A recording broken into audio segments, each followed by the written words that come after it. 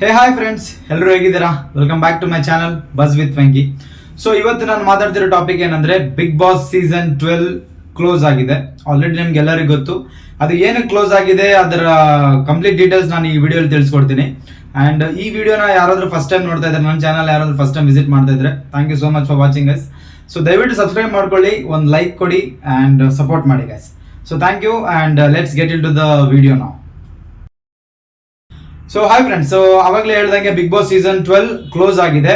So ಅದಕ್ಕೆ reason ತುಂಬಾ ಇದೆ, ಬಟ್ ನೀವು ಇನ್ಸ್ಟಾಗ್ರಾಮ್ ಅಲ್ಲಿ ನೋಡ್ತಾ ಇದ್ರೆ ತುಂಬಾ ಟ್ರೋಲ್ ಆಗ್ತಾ ಇದೆ ಬಿಗ್ ಬಾಸ್ ಸೀಸನ್ 12 ಕ್ಲೋಸ್ ಆಗಕ್ಕೆ ರೀಸನ್ ಏನಂದ್ರ. ಸೊ ಲಾಸ್ಟ್ ಟೈಮ್ ಒಂದು ಇಶ್ಯೂ ಆಯ್ತು ನಮ್ಮ ಕನ್ನಡ ಇಂಡಸ್ಟ್ರಿ ಮತ್ತೆ ಸರ್ಕಾರ ನಡುವೆ. ಅದೇನೋ ಅಸಮಾಧಾನ, DKC ಅವರು ಒಂದು ಮಾತು ಹೇಳಿದ್ರು, ನಾನು ಥಿಯೇಟರ್ಗಳೇ ಕ್ಲೋಸ್ ಮಾಡಿಬಿಟ್ರೆ, ಥಿಯೇಟರ್ಗಳಿಗೆ ಪರ್ಮಿಷನ್ ಕೊಟ್ಟಿಲ್ಲ ಅಂದ್ರೆ ನೀವೆಲ್ಲಿ ಸಿನಿಮಾ ನಡೆಸ್ತೀರಾ? ಸೊ ಎಲ್ಲಿ ಯಾರು ನಟ್ ಬೋಲ್ಟ್ ಹೆಂಗ್ ಟೈಟ್ ಮಾಡ್ಬೇಕಂತ ನಮಗೆ ಚೆನ್ನಾಗಿ ಗೊತ್ತು ಅಂತ ಹೇಳಿದ್ದಾರೆ. ಸೊ ಅದು ತುಂಬಾ ಅಂದ್ರೆ ತುಂಬಾ ವೈರಲ್ ಆಗ್ತಾ ಇದೆ ಇನ್ಸ್ಟಾಗ್ರಾಮ್ ಅಂಡ್ ಫೇಸ್ಬುಕ್ ಅಲ್ಲಿ. ಸೊ ಅದು ಎಷ್ಟು ರೀಸನ್, ಎಷ್ಟು ಕರೆಕ್ಟು ಸುಳ್ಳು ಗೊತ್ತಿಲ್ಲ.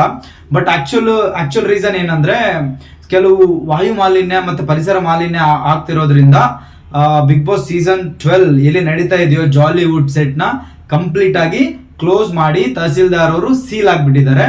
ಸೊ ಅದು ಎಲ್ಲಾ ಅಲ್ಲಿರೋ ಸಮಸ್ಯೆಗಳೆಲ್ಲ ಕ್ಲಿಯರ್ ಆದ್ಮೇಲೆ ಅದನ್ನ ಮತ್ತೆ ಪರ್ಮಿಷನ್ ಕೊಡ್ತೀವಿ ಅಂತ ಹೇಳ್ತಿದ್ದಾರೆ.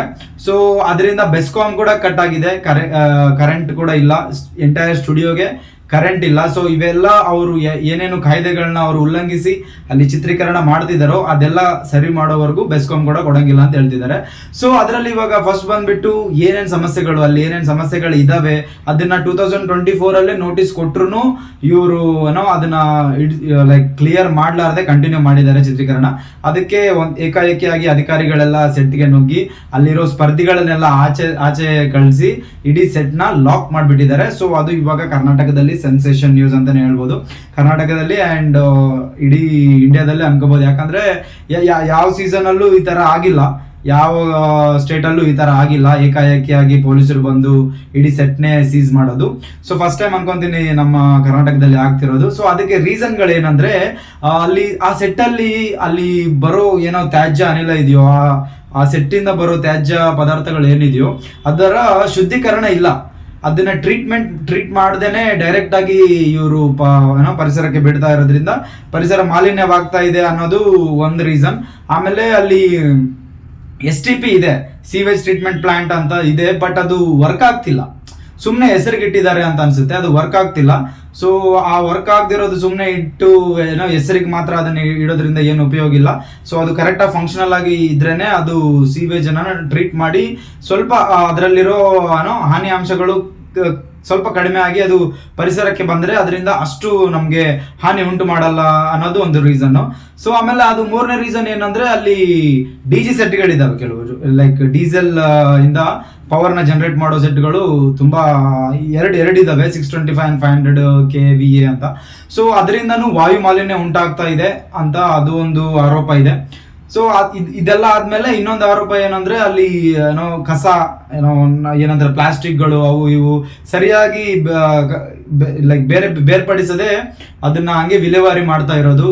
ಸೊ ಇದೆಲ್ಲ ಪರಿಸರಕ್ಕೆ ಸಂಬಂಧಪಟ್ಟಿದ್ದು, ಎಲ್ಲರೂ ಇವರು ನಿಯಮಗಳನ್ನು ಉಲ್ಲಂಘಿಸಿದ್ದಾರೆ. ಅದಕ್ಕೆ ಅದು ಕಂಪ್ಲೀಟ್ ಸೆಟ್ ನ ಸೀಸ್ ಮಾಡಿದ್ದಾರೆ ಅಂತ ಹೇಳ್ತಿದ್ದಾರೆ.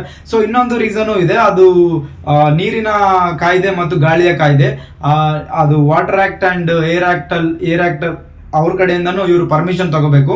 ಅದು operation like establishment, consent to establishment ಅಂತ ಒಂದು ಪರ್ಮಿಷನ್ ತಗೊಂಡ್ ಮಾಡ್ಬೇಕು. ಅದರ ಕೂಡ ಅವರು ಪರ್ಮಿಷನ್ ತಗೊಳ್ದೆ ಸೆಟ್ ನಡೆಸ್ತಾ ಇದ್ದಾರೆ. ಇಡೀ ಜಾಲಿವುಡ್ ಸೆಟ್ ರನ್ ಆಗ್ತಾ ಇದೆ.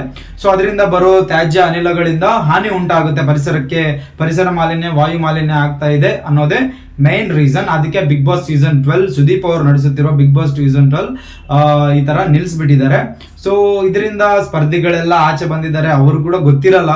So big boss rules follow, ಸ್ಪರ್ಧಿಗಳಿಗೆಲ್ಲರಿಗೆ ಬಿಗ್ ಬಾಸ್ ರೂಲ್ಸ್ ಇಡ್ತಾರೆ, ಬಟ್ ಬಿಗ್ ಬಾಸ್ ಸೆಟ್ ಅವರೇ, ಬಿಗ್ ಬಾಸ್ ಪ್ರೊಡ್ಯೂಸರ್ಸೇ ಈ ಗವರ್ಮೆಂಟ್ ರೂಲ್ಸ್ ಫಾಲೋ ಮಾಡಿಲ್ಲ ಅಂದ್ರೆ ಅದು ಎಷ್ಟೇ ದೊಡ್ಡವರಾಗ್ಲಿ ಎಷ್ಟೇ ಚಿಕ್ಕವರಾಗ್ಲಿ ಕಾನೂನು ಎಲ್ಲರಿಗೆ ಒಂದೇ ಅಂತ ಮತ್ತೆ ಪ್ರೂವ್ ಆಗಿದೆ. ಸೊ ಇದು ಸಿಂಪಲ್ ಏನಿಲ್ಲ, ಚಿಕ್ಕ ಪುಟ್ಟ ಏನೋ ಇವರು ರೂಲ್ಸ್ ಫಾಲೋ ಮಾಡೋದು, ಅಲ್ಲಿ ಸೀವೇಜ್ ಟ್ರೀಟ್ಮೆಂಟ್ ಏನೋ ಸರಿಪಡಿಸ್ಕೊಳ್ಳೋದು, ಅದನ್ನೆಲ್ಲ ಮಾಡಿದ್ರೆ ಇಶ್ಯೂ ಕ್ಲಿಯರ್ ಆಗಿ ಮತ್ತೆ ಬಿಗ್ ಬಾಸ್ ರನ್ ಆಗೋ ಚಾನ್ಸಸ್ ಅಂತೂ ಡೆಫಿನೆಟ್ಲಿ ಇದೆ, ಆಗುತ್ತೆ. ಸೊ ಇದನ್ನ ಬಿಗ್ ಬಾಸ್ ಟೀಮ್ ಅವರು ಆಲ್ರೆಡಿ ವರ್ಕ್ ಮಾಡ್ತಿದಾರೇನೋ, ಅವ್ರ ಕಡೆಯಿಂದ ಅಧಿಕೃತವಾಗಿ ಯಾವುದೇ ಘೋಷಣೆ ಬಂದಿಲ್ಲ, ಯಾವ ತರ ಅವರು ಇದನ್ನ ಏನೋ ಟ್ರೀಟ್ ಮಾಡ್ತಾರೆ, ಯಾವ ತರ ಫೇಸ್ ಮಾಡ್ತಾರೆ ಅಂತ. ಸೊ ಅದೇನೋ ಇನ್ನ ಸ್ವಲ್ಪ ದಿನದಲ್ಲಿ ಬರ್ಬೋದು. ಸೊ ಇವಾಗ ಒಂದು ಸ್ಪರ್ಧಿಗಳೆಲ್ಲ ಆಚೆ ಇದ್ದಾರೆ, ಅವ್ರ ಮನೆಗೆ ಹೋಗ್ತಿದಾರೋ ಇಲ್ಲ ಅವ್ರನ್ನ ಸಪರೇಟ್ ಆಗಿ ಇಟ್ಟಿದ್ದಾರೋ ಅದನ್ನು ಐಡಿಯಾ ಇಲ್ಲ. ಆದಷ್ಟು ಬೇಗ ಶುರು ಅಂತೂ ಆಗುತ್ತೆ ಅನ್ನೋದು ನನ್ನ ಅಭಿಪ್ರಾಯ. ಸೊ ಇದು ಇವತ್ತಿನ ಟಾಪಿಕ್ ಗೈಸ್. ಸೊ ಈ ವಿಡಿಯೋ ನೋಡಿದಕ್ಕೆ ಥ್ಯಾಂಕ್ ಯು ಸೋ ಮಚ್. ಇದೇ ತರ ನನ್ನ ಎಲ್ಲ ವಿಡಿಯೋಸ್ಗಳನ್ನ ನೀವು ನೋಡಿ ನನ್ನ ಚಾನಲ್ನ ಸಬ್ಸ್ಕ್ರೈಬ್ ಮಾಡ್ಕೊಳ್ಳಿ ಅಂಡ್ ಸಪೋರ್ಟ್ ಮಾಡಿ ಅಂತ ಹೇಳ್ತಾ, ಸೊ ನೆಕ್ಸ್ಟ್ ವಿಡಿಯೋದಲ್ಲಿ ಮತ್ತೆ ಸಿಗೋಣ. ನಿಮ್ಗೆ ಏನಾದರೂ ನನ್ನಲ್ಲಿ ತಪ್ಪಿದ್ರೆ ದಯವಿಟ್ಟು ಕ್ಷಮಿಸಿ, ಹೊಸದಾಗಿ ಸ್ಟಾರ್ಟ್ ಮಾಡಿದ್ದೀನಿ. I will definitely improve my self. And yeah, thank you so much guys, thank you so much for watching and keep supporting me. Thank you.